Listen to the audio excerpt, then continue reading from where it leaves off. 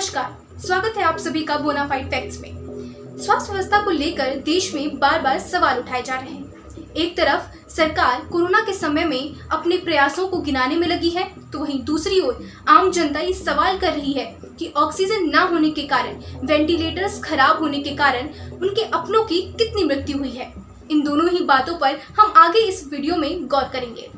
उम्मीद करती हूँ कि हम अभी इन तस्वीरों को नहीं भूले होंगे। ऐसा इसलिए पूछ रही हूँ क्योंकि पिछली बार कुछ ऐसी तस्वीरों को हम जल्दी भूल गए थे, जिसका नतीजा ही ये तस्वीरें हैं। शुरुआत से शुरू करते हैं। भारत में कोरोना का पहला केस 27 जनवरी 2020 में आया, जिसके बाद हमारी स्वास्थ्य व्यवस्था किस तरीके से चरमराई ये हम सब जानते हैं। लेकिन सवाल ये उठता है, क्या भारत जैसे विशाल देश में हम किसी भी बीमारी या महामारी के लिए तैयार पहले से नहीं थे या नहीं रहना चाहिए था तैयार? द प्रिंट की 2019 की रिपोर्ट की माने तो भारत अपने जीडीपी का 1.28% ही हेल्थ पर खर्च करता है, जिसे भी पहले के मुताबिक ज्यादा बताया गया। कोरोना से पहले अगर भारत के स्वास्थ्य व्यवस्था की बात की जाए तो WHO के हिसाब से 1000 लोगों के लिए एक डॉक्टर का होना जरूरी है। वहीं 2019 की रिपोर्ट की माने तो भारत में 1445 लोगों की जिम्मेदारी केवल एक एलोपैथ डॉक्टर के कंधों पर है।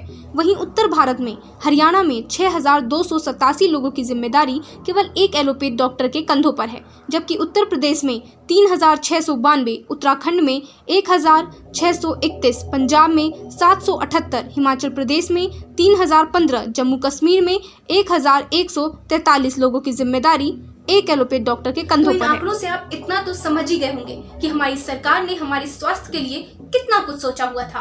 मुझे यकीन है कि आप भूल गए होंगे, लेकिन मैं आपको याद दिला दूं। इस साल यूनियन बजट में सरकार ने वैक्सीनेशन के लिए 35,000 करोड़ रुपए का पैकेज निकाला। सुनकर ऐसा लगा मानो सोया हुआ सिस्टम जागने की कोशिश में लग गया है, लेकिन उस कोशिश की हकीकत भी जरा देख लीजिए। टीके के लिए इस साल 35,000 करोड़ का प्रावधान किया गया है और इसके अलावा भी पैसा दिया जाएगा। तो इस बजट के रहते राज्यों से क्यों कहा जा रहा है कि वे अपने बजट से टीका खरीदें? क्या राज्यों को टीका खरीदने के लिए कोई पैसा दिया भी जा रहा है? इंडिया स्पेंड की श्रेया रमन और श्री हरि पलियत की रिपोर्ट में बताया गया है कि 8 गरीब राज्यों को अपने स्वास्थ्य बजट का 30% टीका खरीदने पर खर्च करना पड़ सकता है। आपको याद होगा, इसी साल जब जनवरी के महीने में वैक्सीनेशन का काम शुरू हुआ तो लोगों के बीच खुशी की लहर कुछ ऐसी दौड़ी जिसे देख के लगा ही नहीं कि कोरोना कभी आया भी था। आम आदमी तो ये समझ नहीं पाया कि ये शांति तूफान से पहले की थी। लेकिन सवाल उठता है सरकार की मेडिकल इंटेलिजेंस पर। क्या सरकारें भी सोने लगी थी?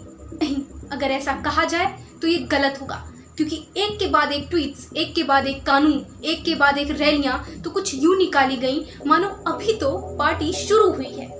लेकिन ये पार्टी कुछ ऐसे शुरू होगी और कुछ इन हालातों में चलती रहेगी, ये किसी ने नहीं सोचा था। कहीं ना कहीं जनवरी फरवरी के महीने में लोगों की लापरवाही कोरोना को लेकर साफ दिखाई दी। अगर स्वास्थ्य व्यवस्था की बात की जाए तो हम उत्सव मना रहे थे, टीका उत्सव। अप्रैल 11 से अप्रैल 14 तक देश टीका उत्सव में लीन था। उस उत्सव की जमीनी सच्चाई भी कुछ और ही थी। अप्रैल मई के महीने में कोरोना ने विकराल रूप ले लिया था। ऑक्सीजन के शॉर्टेज के कारण मरीजों की जान जा रही थी। भारत के लगभग हर कोने से ऑक्सीजन की किल्लत की लगातार खबरें आ रही थी। वहीं 30 अप्रैल 2021 को भारत में सबसे ज्यादा कोरोना के 4 लाख से ज्यादा मामले सामने आए।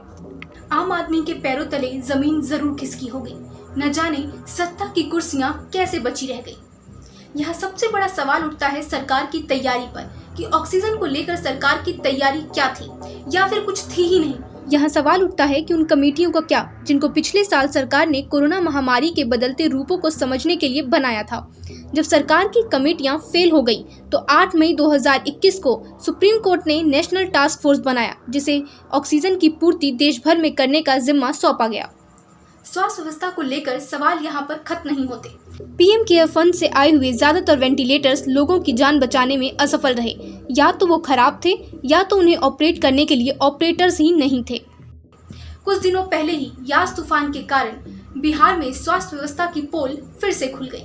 बिहार का दूसरा सबसे बड़ा अस्पताल DMCH बारिश के पानी में और कूड़े के ढेर में समाया हुआ दिखा। परेशानी कहाँ है? कानून भी बनते हैं, कमेटियां भी बनती हैं, कदम भी उठाए जाते हैं, लेकिन जमीनी स्तर पर इम्प्लीमेंटेशन दिखाई नहीं देता। अगर सरकार ने पिछली बार जैसी गलतियां फिर दोहराई, समय रहते सही कदम नहीं उठाए और नागरिकों को अगर वैक्सीनेशन के लिए समय रहते जागरूक नहीं किया जाएगा तो हो सकता है भारत में कोरोना की तीसरी लहर हम सबको देखनी पड़े। आपको क्या लगता है, भारत में कोरोना की तीसरी लहर आएगी? और अगर आएगी तो भारत उसके लिए कितना तैयार है? अपने विचारों को कमेंट सेक्शन में जरूर बताइएगा। मैं फिर मिलूंगी आपसे अगली वीडियो में।